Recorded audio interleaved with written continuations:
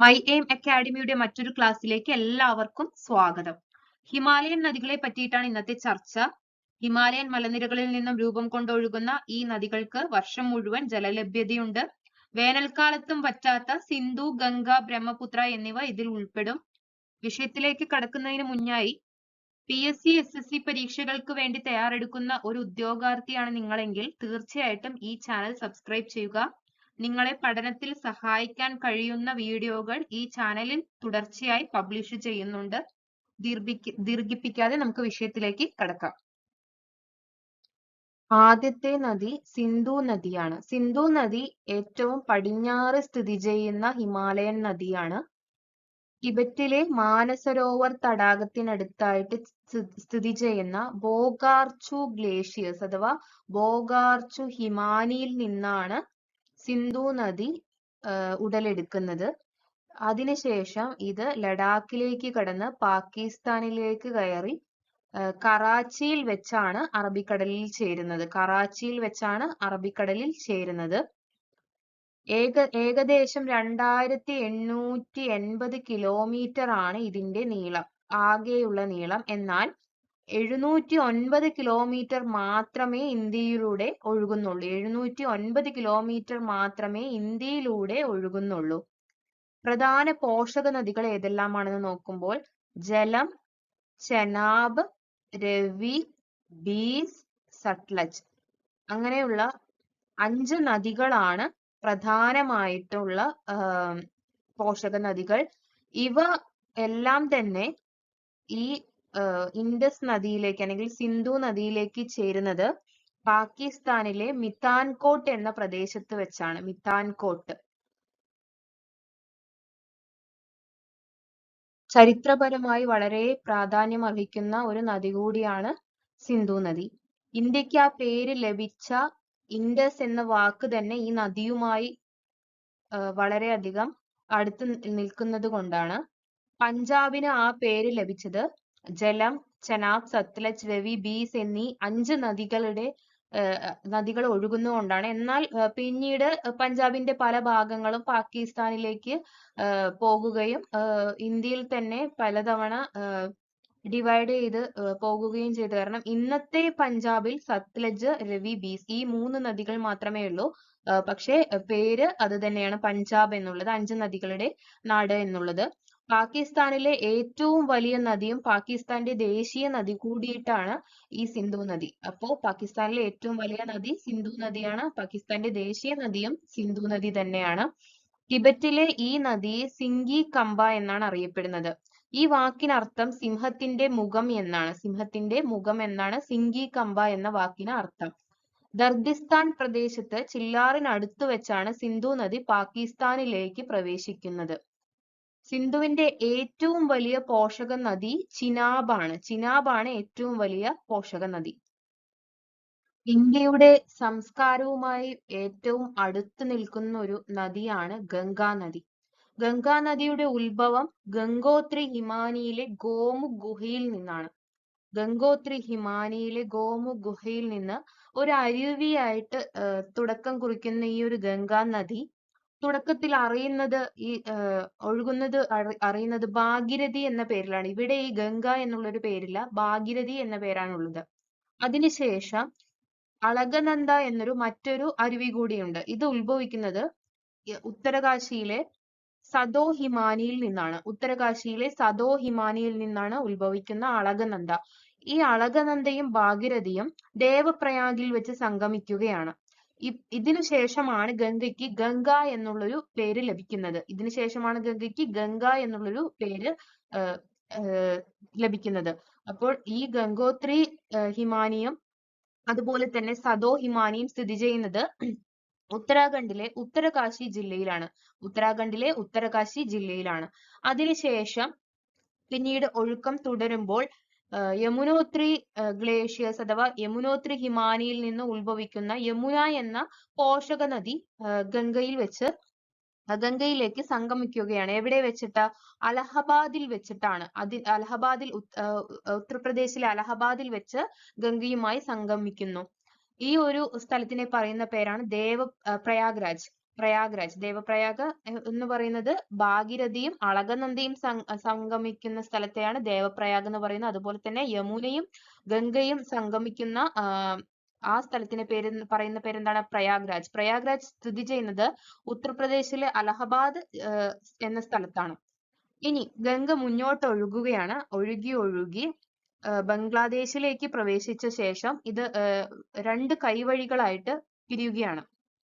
ഏതൊക്കെയാണത്? ബംഗ്ലാദേശിലേക്കല്ല, ക്ഷമിക്കണം, വെസ്റ്റ് ബംഗാളിലേക്കാണ് പ്രവേശിക്കുന്നത്. വെസ്റ്റ് ബംഗാളിൽ വെച്ച് ഇത് 2 കൈവഴികളായിട്ടാണ് പിരിയുന്നത്. ഒന്നെന്ന് വെച്ചാൽ ഹുഗ്ലിയാണ്, ഹുഗ്ലി നദിയായിട്ടാണ് പിരിയുന്നത്. വേറൊന്ന് പത്മയാണ്. ഹുഗ്ലി, പത്മ, അങ്ങനെ 2 കൈവഴികളായിട്ട് പിരിഞ്ഞതിന് ശേഷം ബംഗാൾ ഉൾക്കടലിലേക്കാണ് ഈ നദി ചേരുന്നത്. ബംഗാൾ ഉൾക്കടലിലേക്ക് ഈ നദി ചേരുകയാണ്. അപ്പോൾ ഇത്രയും ദൂരം ഇതിന്റെ സഞ്ചാരപാതയുണ്ട്. 2500 കിലോമീറ്റർ നീളുന്ന ഈ ഒരു സഞ്ചാരപാത ഇന്ത്യയിലെ ഏറ്റവും വലിയ നദി എന്ന സ്ഥാനം കൂടി ഗംഗയ്ക്ക് നൽകാൻ സഹായകമായി. ഇന്ത്യയിലെ ഏറ്റവും വലിയ നദി ഏതാണ്? ഗംഗാ നദിയാണ്. ഇന്ത്യയുടെ ദേശീയ നദി കൂടിയാണ് ഗംഗ.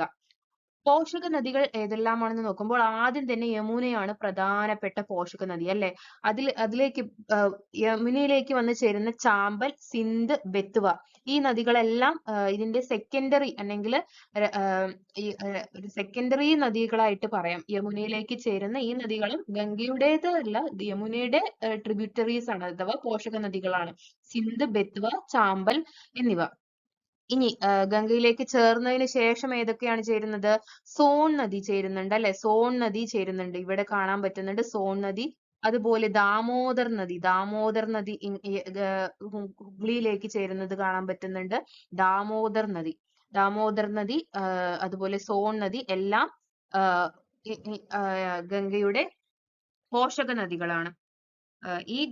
ഈ പോഷക നദികളെല്ലാം വലതു തീരത്തു നിന്നാണ് ചേരുന്നത്. വലത് തീരത്ത് നിന്ന്. ഇടത് തീരത്തെ പോഷക നദികൾ ഏതെല്ലാമാണെന്ന് നോക്കുമ്പോൾ ആദ്യമായിട്ട് വരുന്നത് രാംഗംഗയാണ്.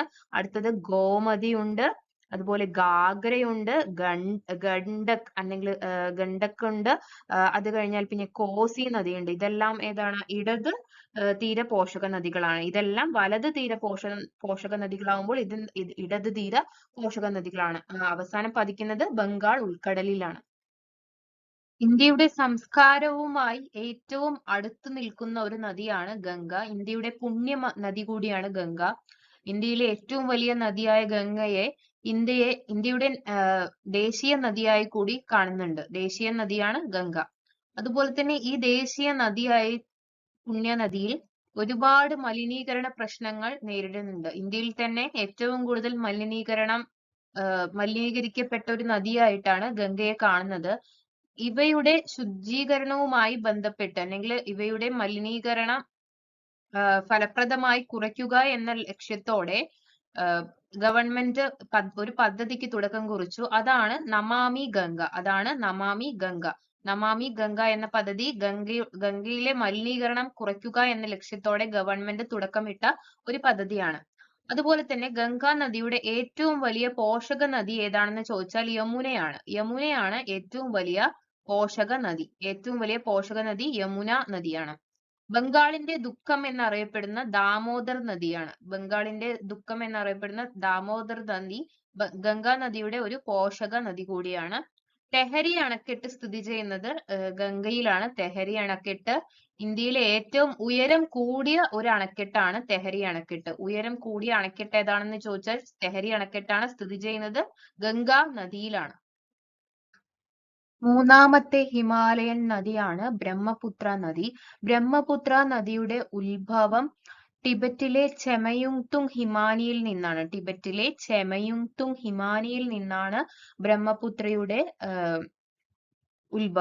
ഉത്ഭവത്തിന് ശേഷം അത് അറിയപ്പെടുന്ന പേര്, ടിബറ്റിൽ അറിയപ്പെടുന്ന പേര് സാങ്പോ എന്നാണ്. സാങ്പോ എന്ന വാക്കിന് അർത്ഥം ശുദ്ധീകരിക്കുന്ന എന്നാണ്. ടിബറ്റിൽ ഇത് അറിയപ്പെടുന്നത് സാങ്പോ എന്നാണ്. അതിനർത്ഥം ശുദ്ധീകരിക്കുന്ന എന്നാണ്. ശുദ്ധീകരിക്കുന്ന ആ സാങ്പോ എന്ന നദി ഒഴുകി എത്തുന്നത് നംചാ ബർവ എന്ന ഒരു മലയുടെ പരിസരത്ത് കൂടി, ആ മലയെ ചുറ്റിയാണ്, ആ മലയെ ചുറ്റിയാണ്. ഇവിടെയാണ് ആ മല സ്ഥിതി ചെയ്യുന്നത്. മല സ്ഥിതി ചെയ്യുന്നത് ഈ ഒരു പ്രദേശത്താണ്. ഈ ഒരു പ്രദേശത്താണ് ഒരു മല സ്ഥിതി ചെയ്യുന്നത്. അതിനെ ചുറ്റിയിട്ടാണ് ഈ ഒരു പുഴ ഒഴുകി വരുന്നത്.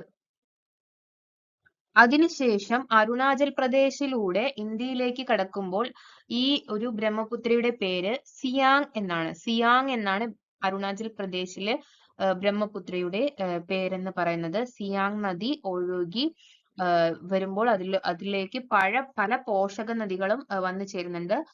ലോഹിത്, ദിബാങ്, അതുപോലെ മാനസ്, സുബൻസിരിയാണ് ബ്രഹ്മപുത്രയിലേക്ക് ഒഴുകുന്ന ഏറ്റവും വലിയ പോഷക നദി. ഒഴുകിയ ശേഷം അവസാനം ബംഗ്ലാദേശിലോട്ട് കടക്കുകയാണ് ബ്രഹ്മപുത്ര നദി. അതിനുശേഷം ബേ ഓഫ് ബംഗാളിൽ വെച്ച് കടലിൽ വെച്ച് കൂടിച്ചേരുകയാണ്. അപ്പോൾ ടിബറ്റിൽ നിന്ന് ഉടലെടുത്ത് ചെമയുങ്തും ഹുമാനിയിൽ നിന്ന് ഉടലെടുത്ത് ഏകദേശം 2900 കിലോമീറ്ററോളം സഞ്ചരിച്ച് ഇന്ത്യയിൽ ഏകദേശം ഇതിന്റെ നീളം 725 കിലോമീറ്റർ ആണ്. അതിനുശേഷം ബംഗ്ലാദേശിലേക്ക് പ്രവേശിച്ച് ബംഗാൾ ഉൾക്കടലിൽ വന്ന് ചേരുന്ന ഈ നദി ഇന്ത്യയിലെ വളരെ പ്രധാനപ്പെട്ട ഒരു നദി കൂടിയാണ്. ബംഗ്ലാദേശിൽ ബ്രഹ്മപുത്ര ജമുന എന്നൊരു പേരിലാണ് അറിയപ്പെടുന്നത്. ജമുന എന്നാണ് ബംഗ്ലാദേശിൽ ബ്രഹ്മപുത്ര അറിയപ്പെടുന്നത്. ബംഗ്ലാദേശിൽ ബ്രഹ്മപുത്ര ജമുന എന്നറിയപ്പെടുമ്പോൾ ടിബറ്റിൽ അറിയപ്പെടുന്നത് സാങ്പോ എന്നാണ്. ടിബറ്റിൽ അറിയപ്പെടുന്നത് സാങ്പോ എന്നാണ്. അതുപോലെ സുബൻസിരിയാണ് ഏറ്റവും വലിയ പോഷക നദി. സുബൻസിരിയാണ് ഏറ്റവും വലിയ പോഷക നദി ബ്രഹ്മപുത്രയുടെ. മാജുലി ദ്വീപ് സ്ഥിതി ചെയ്യുന്നത് ആസാം സംസ്ഥാനത്തിലാണ്. ആസാം സംസ്ഥാനത്തിലാണ്. ഏറ്റവും പഴയതും വലിപ്പമേറിയതും അതുപോലെ തന്നെ ജനവാസം ഉള്ളതുമായ നദീദ്വീപാണ് മാജുലി. നദീദ്വീപാണ് മാജുലി. ഇന്നത്തെ വിഷയം അവസാനിച്ചിരിക്കുകയാണ്. ക്ലാസ് ഇഷ്ടമായെങ്കിൽ എല്ലാവരും ലൈക്ക് ചെയ്യുക. നിങ്ങളുടെ അഭിപ്രായങ്ങൾ നിർദ്ദേശങ്ങളെല്ലാം കമൻറ്റ് ചെയ്യുക. ചാനലിൽ സബ്സ്ക്രൈബ് ചെയ്യുക. വീണ്ടും പുതിയൊരു വിഷയവുമായി അടുത്ത ക്ലാസ്സിൽ കാണുന്നതുവരേക്കും എല്ലാവർക്കും നന്ദി, നമസ്കാരം.